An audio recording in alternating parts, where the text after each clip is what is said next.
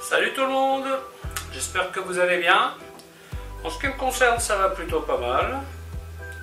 Alors comme d'habitude, vous pouvez vous abonner si vous le souhaitez, mettre des petits pouces si vous le souhaitez. Vous pouvez commenter, si vous avez des questions à poser, n'hésitez pas. Je vais tenter d'y répondre dans la mesure de mes moyens. Aujourd'hui, je vais vous montrer une petite recette express. Il n'y a pas toujours besoin de se compliquer la vie. C'est une recette de moule marinière. Alors, je pars sur une base de moule marinière. Moule marinière, c'est vin blanc, échalote, un peu d'ail, persil, poivre. Marinière. Il se trouve que moi j'aime bien aromatiser un petit peu plus. Donc là, j'ai mis du céleri en branche coupé en petits cubes. Je vais mettre du laurier, un peu d'origan frais, un peu de thym frais, un petit bouillon, tout ça pour aromatiser le vin blanc. Alors comme vous le voyez, je ne me complique pas la vie, je prends les moules qui sont déjà plus ou moins prêtes à cuire. Par contre, les moules, rincez-les vite fait à l'eau froide. Donc moi ce que je fais, je remplis mon bac d'eau, je mets les moules, tac tac tac. Surtout ne pas les laisser tremper. Parce que si vous laissez tremper des fruits de mer à bivalve, ils pensent qu'ils sont dans leur élément naturel, ils s'ouvrent et puis donc là vous avez de l'eau douce qui rentre. Tandis que tant qu'elles sont fermées, c'est de l'eau de mer qui est à l'intérieur. Voilà, je vais vous montrer comment faire tout ça. Alors comme dit, c'est vraiment une recette toute simple. Tout simplement, vous prenez votre vin blanc, vous le mettez dans votre casserole. Voilà, hop. Là, je vais y mettre un demi-bouillon. Alors, ne mettez pas de sel, n'oubliez pas que les moules sont déjà salés. Donc là, je mets un demi-bouillon, la feuille de laurier, un peu de thym frais, hop. Voyez, le persil,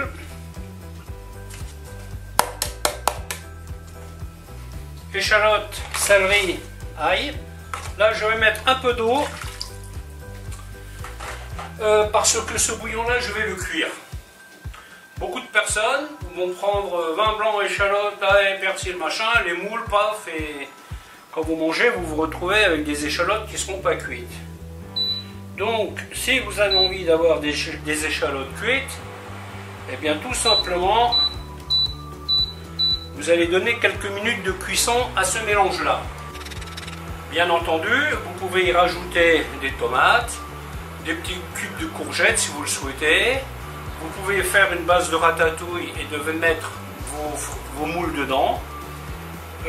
C'est super bon, mais ça ne sera plus des moules marinières. Déjà là, j'ai rajouté du céleri, des machins, donc les puristes vont dire ah oui, mais c'est pas marinière. Mais en fait, c'est une base de marinière. Et après, quand vous cuisinez à la maison, vous faites ce que vous voulez, tout simplement. Si vous cuisinez dans un restaurant où vous écrivez marinière pour un truc, il vaut mieux respecter la recette. Parce que les gens, ils vont pas manger de céleri, ils vont pas aimer ci, ils vont pas aimer ça. Mais quand vous le faites pour vous, vous faites exactement ce que vous voulez. Ensuite, là je vais mettre l'origan aussi. L'origan frais. Ça pousse bien sur un balcon, ça. J'étais un peu surpris. C'est un petit pied que j'ai gardé de l'année dernière, et puis il a bien repris. Il est en train d'envahir mon bac.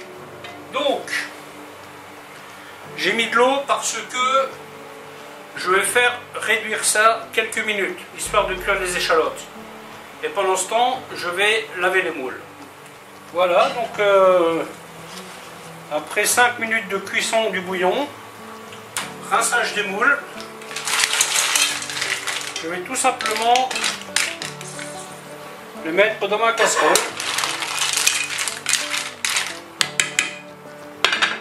À couvert, et je vais les faire cuire entre 5 et 10 minutes. Alors quand vous cuisez les moules, toutes celles qui restent ouvertes, vous les jetez. Toutes celles qui sont cassées, vous les jetez. Et celles qui flottent, vous les jetez.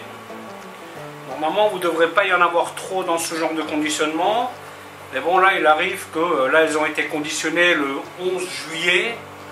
Là, on est le 17. Vous voyez, ça fait déjà 6 jours qu'elles sont dans le truc. Donc, En plus, dans les rayons, elles sont souvent martyrisées. Hein. Ils ne font pas attention, les gens, ils les jettent. Donc, ça explique pourquoi aussi vous avez parfois de la qualité qui laisse à désirer. Voilà, voilà. Donc, on va laisser cuire ça tranquillement et je vous capte plus tard. Bien entendu, de temps en temps, on mélange. Il faut qu'elles soient ouvertes. Hein. Et de préférence cuites. Alors quand vous faites des moules comme ça, et si vous mangez du poisson de temps en temps à la maison, il y a un truc que moi je fais systématiquement, c'est que je fais plus de bouillon. Et bien sûr le bouillon qui va me rester, je vais le garder. Et du coup ça me fera un jus de moule, l'équivalent d'un fumet de poisson, pour faire une sauce poisson. Alors quand je dis sauce poisson, c'est pas forcément une sauce avec de la crème ou ça, vous voyez, vous pouvez faire une sauce provençale, où vous mettez un peu de tomate, un peu d'échalote, un peu d'ail, basilic, et vous mettez votre bouillon, votre jus de moule comme ça. Ou alors vous pouvez faire une sauce plus sophistiquée, où vous allez rajouter de la crème, mettre une liaison, faire des moules au curry par exemple. Donc c'est pas mal d'avoir un peu de jus de moule comme celui-ci. Hein. Voilà, voilà. Les moules sont cuites. Il y en a même une qui vient encore. Il n'y a plus qu'à. Allez, à bientôt!